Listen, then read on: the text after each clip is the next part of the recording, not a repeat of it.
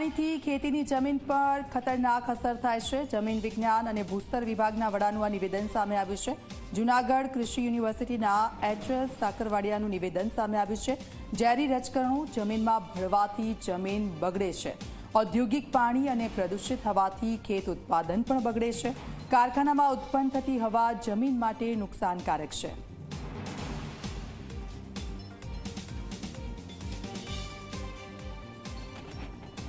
આપણે ઇન્ડસ્ટ્રીની વાત કરીએ તો ઇન્ડસ્ટ્રીનું જે પ્રદૂષિત પાણી આવે છે, એની જે પ્રદૂષિત હવા આવે છે, એને હિસાબે જે કાંઈ પ્રદૂષિત પાણીમાં હેવી મેટલ હોય છે, ઘણા બધા પ્રકારના ક્ષારો હોય છે, એ બધા ક્ષારો છે જમીનમાં જમા થાય છે અને જે જમીનમાં પાણીમાં ભળે છે અને પાણીનો ઉપયોગ ખેડૂતો પીએચ પાણી તરીકે કરે છે, જેના હિસાબે જમીન બગડે છે।